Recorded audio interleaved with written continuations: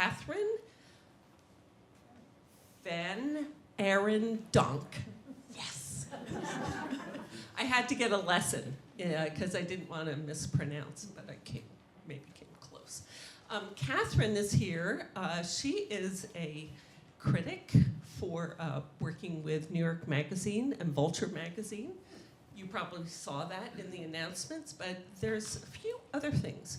So she has a PhD in English from Stanford, and her dissertation was on TV and the 19th century novel. I think I have to get that is it only at Stanford? There's an academic journal you can access. It's very. I'm trying to figure out those together.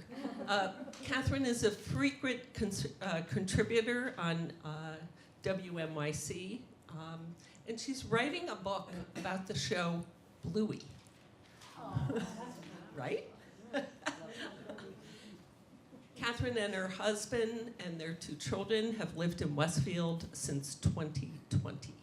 So she's a neighbor of all of you. And so let me turn the microphone over to Kathryn.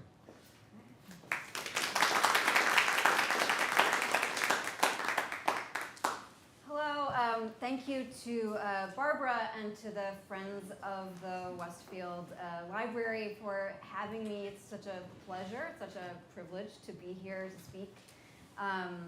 I love the library. I spend a lot of time here working, more on that later. Yes, my name is Kathryn VanArendonk. I am a critic at New York Magazine and Vulture. We live on the south side in Westfield. My kids are 11 and will be 8 in a little bit. And I mostly work at home. So if you see me bumming around cafes in town, that is generally what I'm doing. Or again, the library where I spend a lot of time. I am here to talk about the mechanics of my job, which is a kind of job that I tend to get a lot of questions about, like how many hours of TV do you actually watch in a week? It's quite a lot. And so I will talk about that and the challenges and the pleasures. And first I want to talk more about how exactly my job works. The magazine that I write for, which I really love very much and would like to persuade you all to become subscribers. Yes, this is an Amway conference. No. And then I want to backtrack a little bit and talk about how I got here, my background with a little bit of an emphasis on the graduate degrees in the humanities, the pluses and minuses thereof. And I want to end on the topic that I used for the title of this, which is why we need critics in the age of an algorithm. I think most of us are familiar with what happens when we open up Netflix and then it suggests what we should be watching next, or we type into Google, like, what is a good show for me to watch? And we are familiar with the ways that algorithmic viewing has really changed what gets made and what is put in front of our face. And what I want to make an argument for you today is that critics and criticism are a really important way to balance the ways that algorithms take up space in our lives. I'm going to talk more about that later, but I am going to give you my thesis right now so that you can start thinking about it as I'm working on the rest of this. Algorithms exist to predict exactly what you want to watch based on what you have already seen. And sometimes that works. I think we're all familiar with, like, when it pops up and you're like, oh, that looks nice, and you click it and then you have a perfectly nice 8 hours. But sometimes it does not work very well at all. The thing about it, though, is that those systems, or Google, or anything else that is designed to sort of put something in front of your face, it's never going to tell you what it thinks about those things. It has no point of view. It has no value system. It has no weird hang-ups, which for me is one of the great parts of being a critic.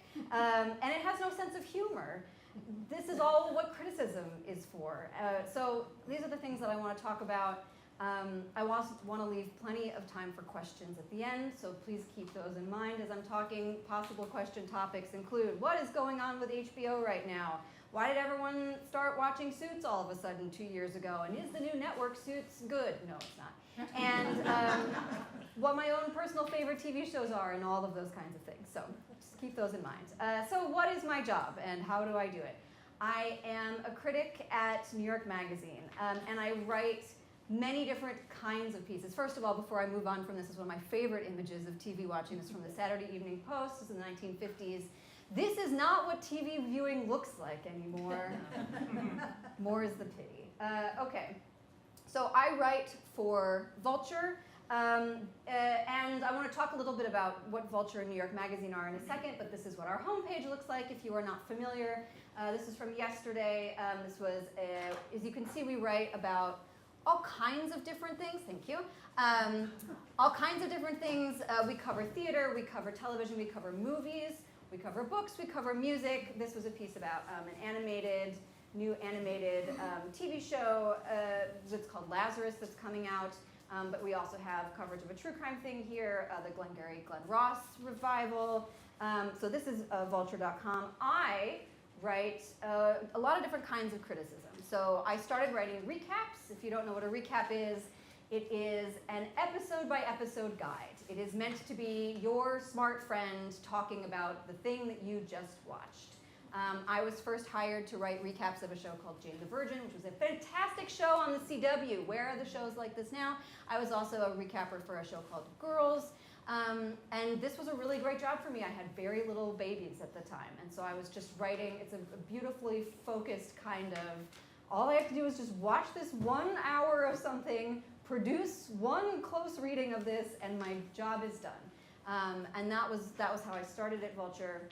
Now, I have a sort of broader brief as a critic. I write TV reviews. Here are some recent ones that I wrote: a review of The White Lotus, a review of a Hulu show called Paradise, which is going to be showing up on ABC soon. I also review comedy specials. That is a part of my job. So this is sort of your standard TV review. You're going to get a sense of what I think about the show.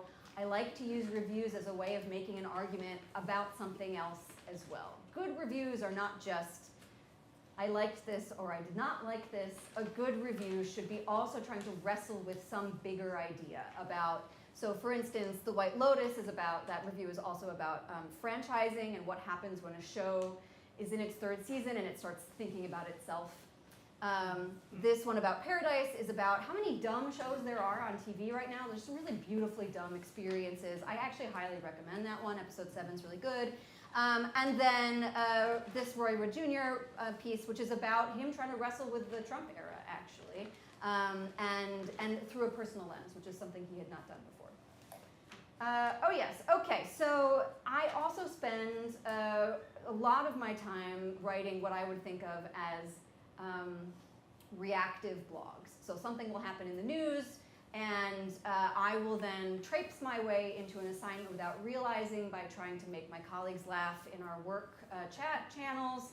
I will then find a direct message from my editor saying, haha, now you actually have to write that. This is a way that I end up with a lot more work than I thought that I was going to have. And so for an example, I remember this was a couple years ago, a Sesame Street Workshop employee announced, a former Sesame Street Workshop employee announced that actually inside Sesame Workshop, they always understood Bert and Ernie to not be roommates, but living a happy, consensual relationship with each other. And this, of course, sparked a lot of conversation at my workplace, a lot of questions about which Muppets are adults and which are not, and is there a line between the Sesame Street Muppets and the Muppet Show Muppets? And I think we can all kind of feel that line, but like sometimes it crosses. And so you're just making a lot of jokes with your friends, and you're thinking like, wouldn't it be funny to like write a whole, and then the next thing you know, this is what you end up doing with your afternoon.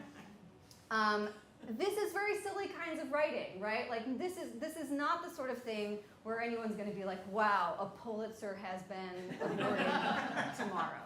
But this is a really important part of my job. Criticism needs to live and breathe in what is happening right now.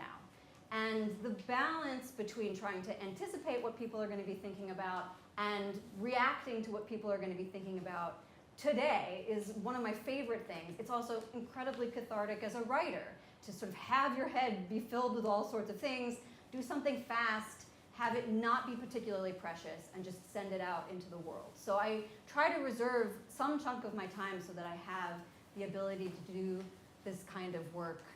And then you have these headlines that you can be like, well, I can always say that I wrote that, and isn't that something? So I also spend now quite a bit of my time working on larger reported pieces. These often take the shape of profiles that I write of figures, or more like trend pieces. So Dad TV is a piece that I wrote sort of about what shows what Dad TV is, and this new version of it that I think exists now. This is on top a profile that I wrote of the romance novelist Casey McQuiston for their new book, The Pairing. That was really lovely. And then actually this is something that I wrote just a couple weeks ago, last week, I don't know, about the comedian John Mulaney, who has a new live comedy show on Netflix. And so for a piece like that, I flew out to Los Angeles. I was there with them in the writer's room for several days. I watched them do the live premiere. I interviewed him several times. And so that takes a lot more footwork. I spend a lot more time traveling to do those kinds of pieces.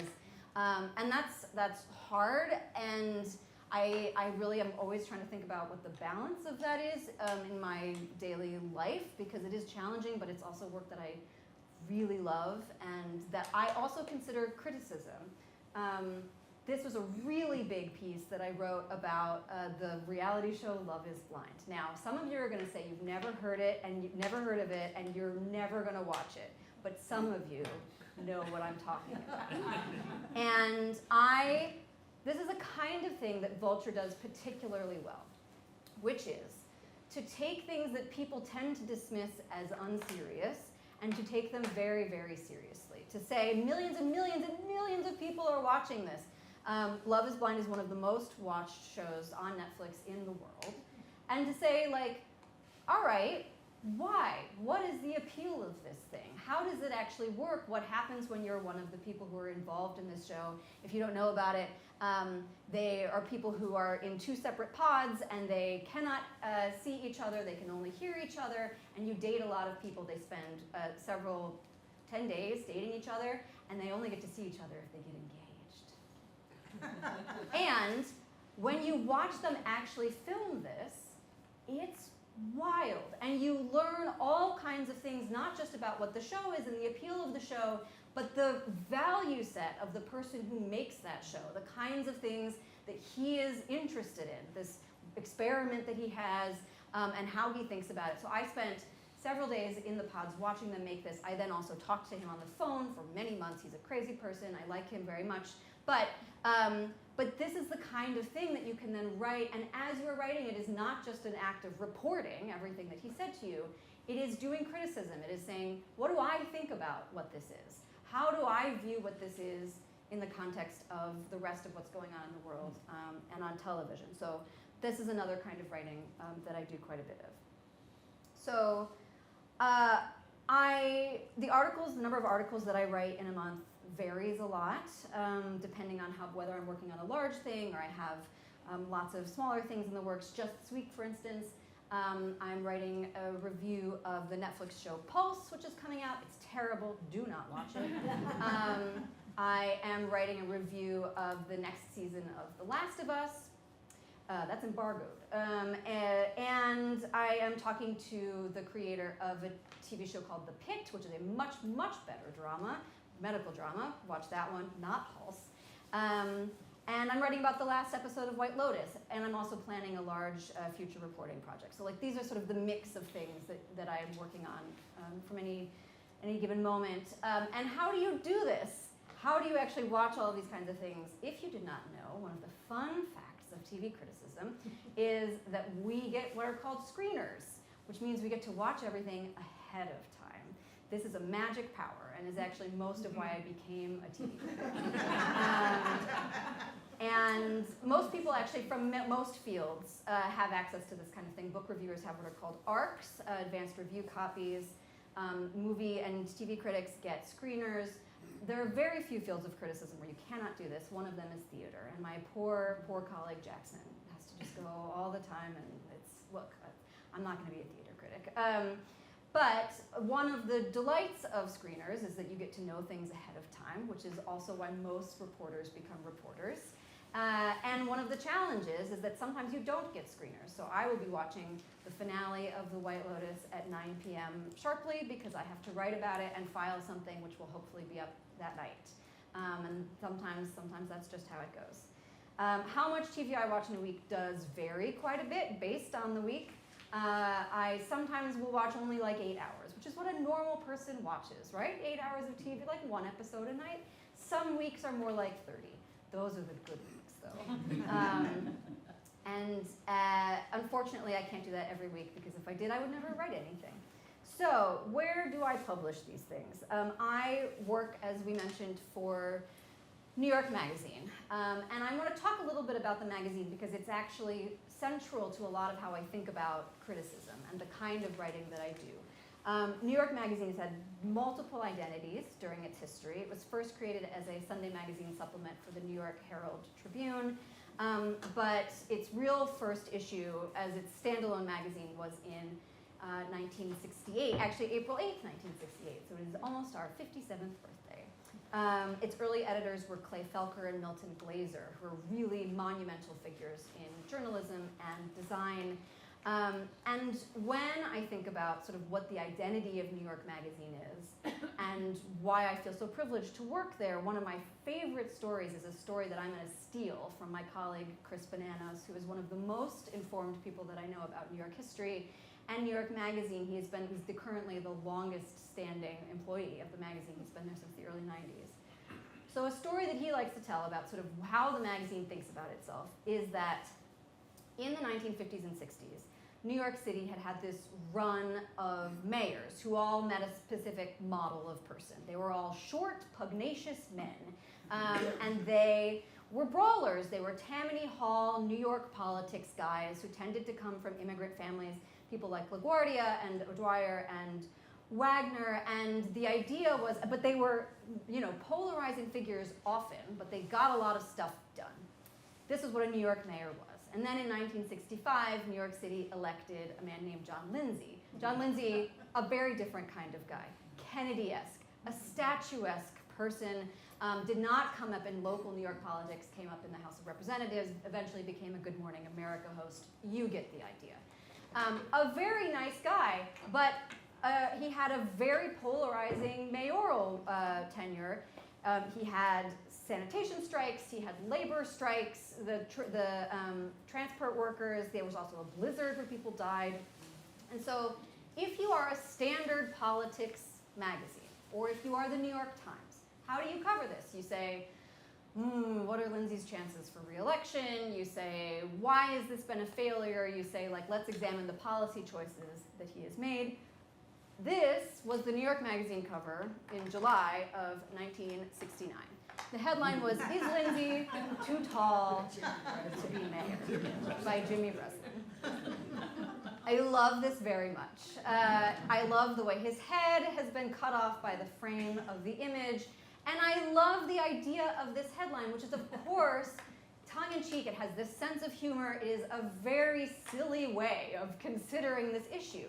Except it's also exactly what they're talking about, right? It's like, does he think he is above the kind of internecine politics that are required to run this place? Does he feel like he is not one of us? Is he not the right kind of guy? And this is a very funny but actually very serious way of talking about exactly that issue. And this kind of thing is what I value so much in where I get to work and what I value so much in criticism, because the ability to come at something a little slantwise, the ability to say, here is something people tend to dismiss or would only think is superficial, I can actually use that to get at an idea in a more interesting, more memorable way than if I were just what's happening in City Hall right now? And so my view of what criticism is has been really shaped by this place where I've had the privilege to work. I have been there since 2017. I started recapping New York Magazine. Now I work for a place for Vulture, and the way that this works is in the early 2000s, New York Magazine was seeing the writing on the wall about digital publication and began to create what we call verticals. So they are standalone websites that have their own internal organization. They have their own editors, they have their own writers, and they have their different focus areas. Vulture works on culture, Intelligencer is a politics site, Grub Street was actually our first one, it's a food website. There's also The Cut, which is a women's interest in fashion, and The Strategist, which is a shopping organization. And they allow us to have these different identities that are sort of siloed and have their own working structure, but that all fall under the New York Magazine umbrella. They originally were started as sort of offshoot experiments, and then nobody got paid very much because they were only working for the internet. And now they have been much more integrated into the whole system of New York Magazine. So there is much more porosity between what gets published. Anything that gets published in the magazine will show up on one of those verticals as well. Often things that begin in the verticals, a review that I've written for Vulture, will then get picked up and then put in the magazine. But the magazine editors just get to pick and choose their favorite things and then put them in a nice little package that gets sent out every 2 weeks. Again, subscriptions, they're so reasonable.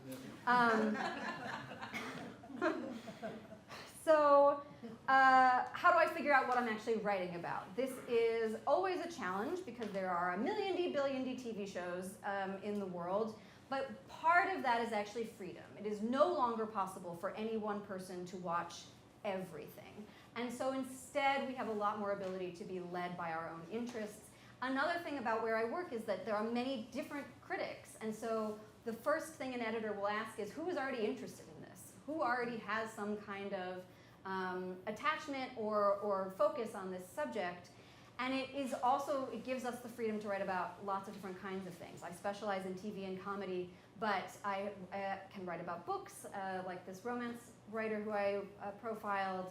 I could write about music, although I don't know anything about pop music. God bless the people who do. And you have just a lot of freedom to write about the things that interest you. That said, inevitably, there are also going to be shows that are really big and important, and in that case, it's like an all-hands-on-deck situation. Everyone will be watching the White Lotus finale on Sunday night. And then there's also chores, which are important parts of retaining readers. I do not care at all about the Emmys. Once a year, I am awoken from a frozen slumber to say, what are the Emmys? Why do I have to care about them again? I write about them, then they stop, and then I can go on with writing about whatever other TV show I actually am interested in.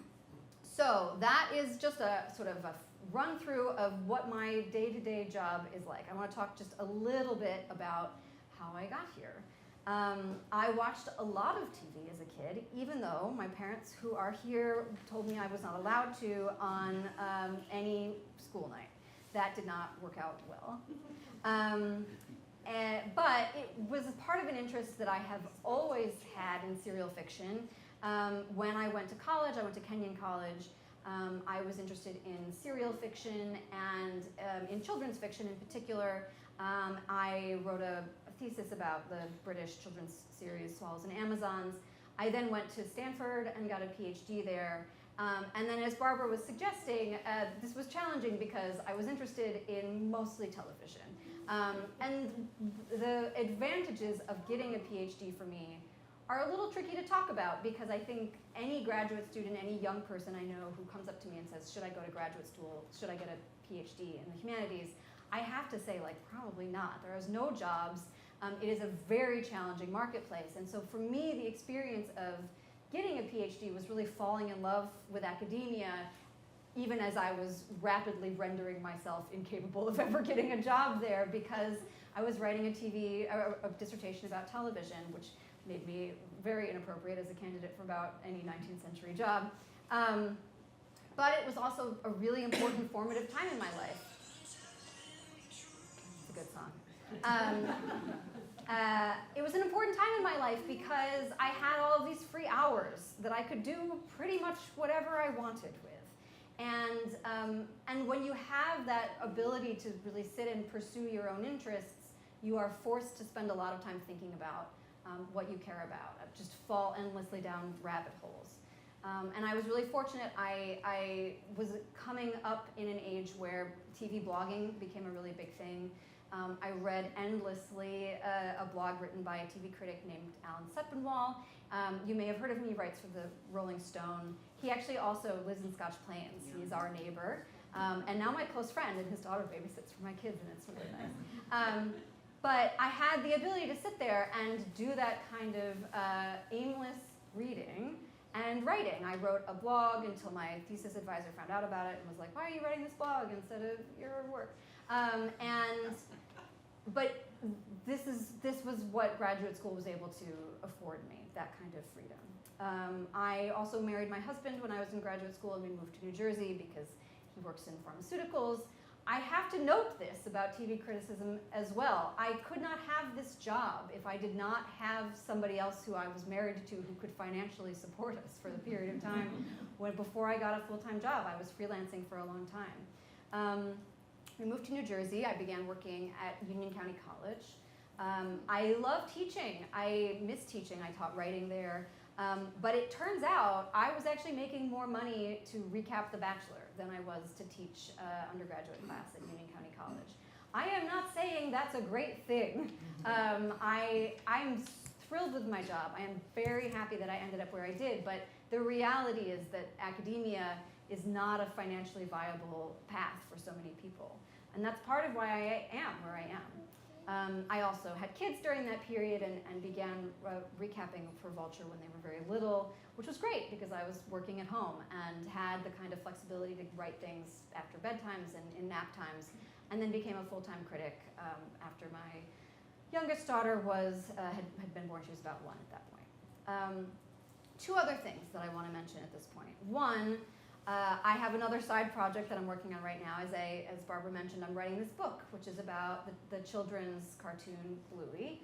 I am excited about it. I've never written a book before. I'm slightly terrified, so everyone can keep that in mind when they inevitably see it or don't on a bookshelf somewhere. But this is an important part of what I consider an extension of my career. It is like getting a PhD, the ability to just sit and spend a lot of time thinking about what makes that show so special, and why so many parents my age have responded to it, which I think is what really distinguishes it from other children's programming. I do want to also now say at this point that I have another side project, which is sadly right now not as active as I want it to be, but I'm hoping it will be more active in the very near future. I work a lot in the library, and I have a friend who is a member of the Westfield Library board. And so this is how you end up saying, like, sure, I'll just sign up for a project that I don't know what this is, but I'll help you out. That's fine. And I am now the president of the Westfield Library Foundation. Let me tell you about it. So, as we all know, the Friends do such incredibly important work for the library. It is something that the library could never function without, and are so engaged with the day-to-day role of like how programming works here, this incredible speaker series, how the library engages, museum passes, refurbishing rooms like this meeting room. The Friends are really like the day-to-day lifeblood of how this place works. And the library has not been meaningfully updated since the 1980s, even though the roles of how people use this building have changed quite a bit since then. And I have been to many libraries around. There are no other public libraries where the entire high school is here using it, like a meeting room at 6 o'clock.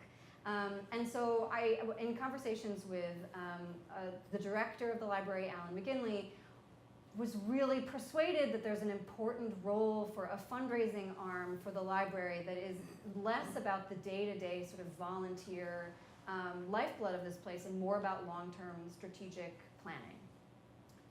And unfortunately, the 501c that I was told was up and ready to go is in fact not, and so we are in the process of trying to reestablish all of that.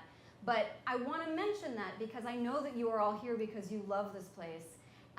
And I am hoping that, this is not something I have really a lot of experience in, but I know that it is something that we all are able to look at this place and know how important it is in our community, especially given how little support and less support libraries are getting on the state and certainly national level, and the investment that it takes to keep a place like this moving into the future rather than sort of stuck in a way that people don't use it. So this is something that I really value as my position in Westfield, and I am really hoping will be something that I can get off the ground so that it can do the work that the library really needs for the future. Speaking of the future, algorithms, that's not a great transition, I know, sorry guys.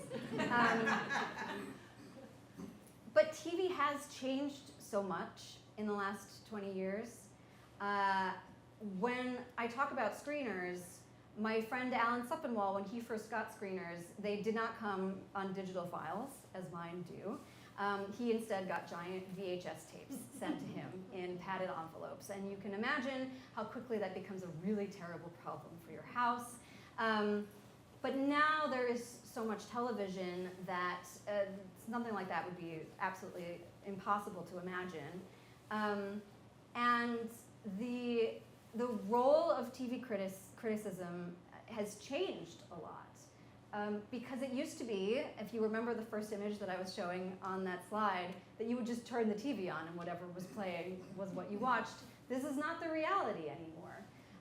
And the thing that I am most concerned about is the way that algorithmic thinking is not just defining sort of what people watch because it's what is in front of them, it is also defining what gets made.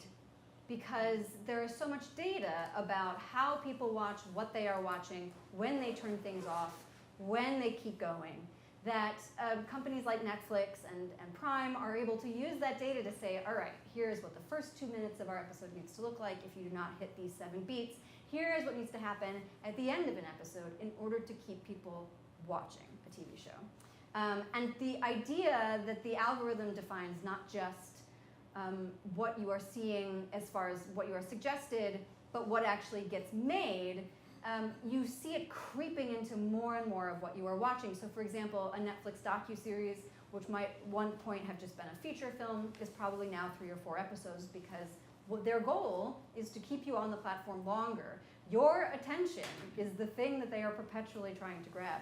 I found this, was on The Onion, which is a satire website, just yesterday, and it is very funny. Self-learning Netflix algorithm produces Jeffrey Dahmer's stand-up special, but it is also hard for me to laugh at because it seems so plausible to me that they would use some kind of hologram because true crime is also so incredibly popular, and because they know exactly what kinds of audiences are interested in this and that they can funnel you to this other thing. It is something that I worry about a lot, and I want to talk, just to close, I want to talk about, and yes, questions, please, whatever questions you would like, I want to leave plenty of time for them. But I want to talk about the idea that there's a lot of medical dramas on TV right now, because I was trying to think about this for my work. So I went and Googled, as you do, which new medical dramas should I watch? You'll notice that we have this AI overview here, and it gives you a lot of information. Like this is not nothing. This tells me about a lot of, and they are new medical dramas. So The Pit is one of them. It says, for a new medical drama to watch, consider The Pit on Max, a show praised for its realistic portrayal of healthcare workers, or Pulse on Netflix, set in a busy Miami trauma center. And then it says, look, here's a breakdown of some new and highly regarded medical dramas. And it does have The Pit and The Pulse, Dr. Odyssey, a few Korean shows, and then a couple of others here at the bottom. So fine, so you pick one of them and you watch it, and you think, this is not the kind of show that I was hoping for. I wanted it to be like this other thing. One thing that I also always want you to think about when you do this kind of Googling is like, how does it know that? Where did this information come from? It will show you a couple sources here on the side. There's a Forbes piece, a Yahoo piece, something called Tom's Guide.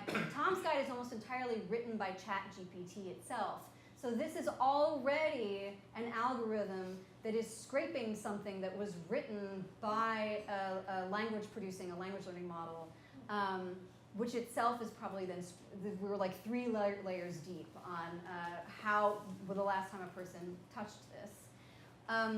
The other thing is that once you Google this, you don't actually have to click on any of the articles by the people who produced this information for the algorithm to know that.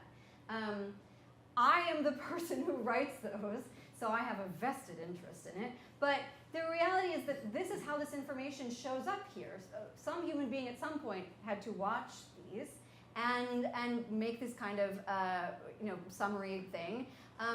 And when you have broken the connection between that information written by a person and your reader's ability to see it, you've also broken the financial generating system for how that person gets paid. So I don't get paid by click, happily. I don't even have, Vulture is a really lovely place to work. I don't even have a quota for how many views that I am supposed to have in a month. But many, many places do. And even though I don't have a quota, they do define how much money we get paid for advertising on our website. They define how much traffic we get, which drives a lot of our ability to then go sort of other kinds of sponsorships.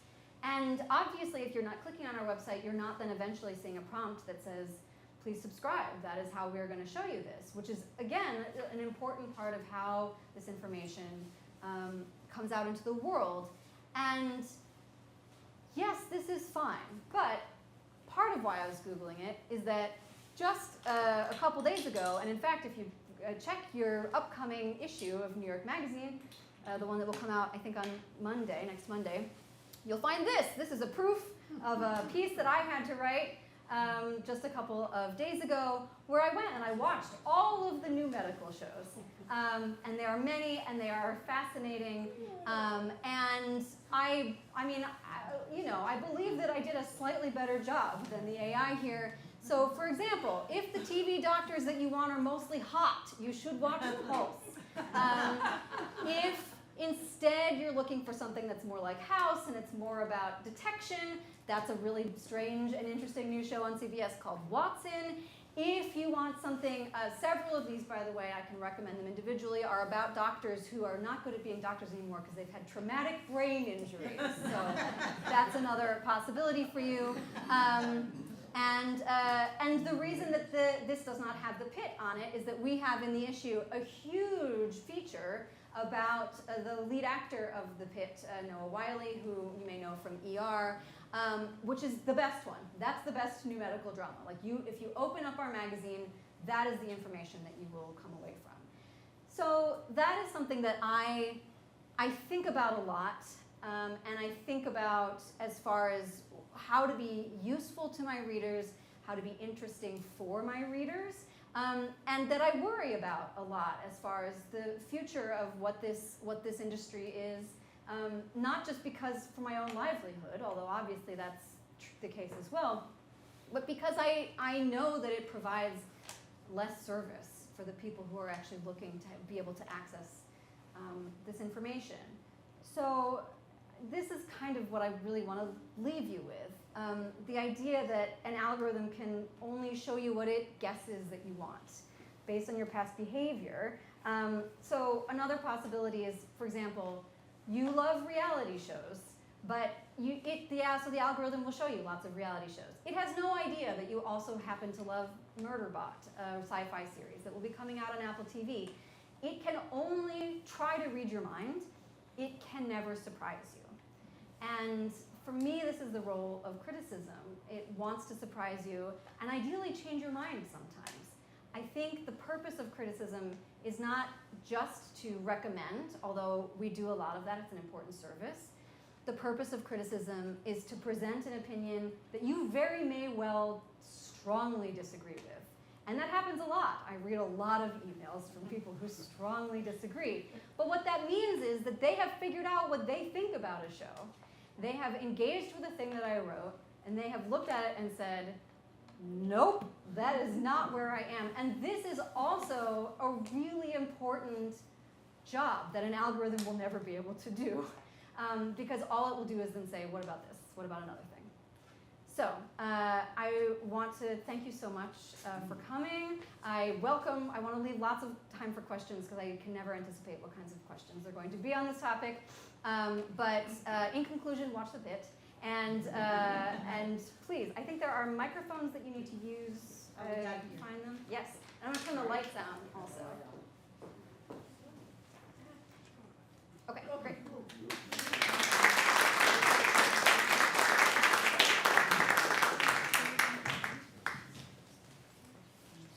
Questions? Yes. I do want to ask you to use the microphones for accessibility issues because on the YouTube feed they can't hear it afterwards if you're not using a microphone. First off, I am a loyal New York Magazine subscriber. Bless you. I was thrilled to see this, that you lived in town. You were going to give this talk. But I had a question about what hope, if any, is there for shows that are critical darlings but don't have high, I don't even know if you call them ratings anymore because they don't really do it that way anymore. And I'm speaking specifically about Somebody Somewhere, which I think you also loved. Do love. What a great show. Yeah. So it really depends on where they are.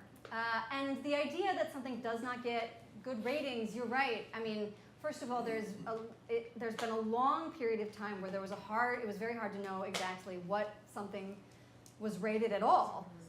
Because everyone had all of these internal data. Netflix knows exactly how many people clicked, but they lie all the time to us about what those numbers are. There is no external validator for that. We have these kinds of backward systems now. Nielsen has ways of guessing, but there is no hard and fast number. It really depends on where they are. So there are still places like HBO, which is run by HBO programming, which is now under the Warner Brothers umbrella, is run by a man named Casey Bloys, who cares actually quite a bit about TV shows and finding new talent, and is really perpetually trying to figure out what the right dial is between, they know that they need, and they have lots of incredibly popular shows like House of the Dragon and White Lotus, these big blockbuster things, but he is one of the last few guys who is out there trying to balance that with things that he actually cares about from creators who don't usually have the opportunity to make a TV show. So Bridget Everett is the creator of that show called Somebody Somewhere. You are absolutely right. That is an incredible show that critics pick on that one. And honestly, the fact that it was able to run for 3 seasons, I consider a success. I mean, this is what a happy ending looks like for something that is as not instinctual, not an IP, not a franchise, not a superhero thing. And having made that, Bridget Everett has a much bigger profile and will now be able to be more involved in other things. What's even harder is actually getting things made at all, and this is what I'm most worried about right now is the pipeline. But yeah, it really depends where they are. Netflix does not care at all about that kind of thing.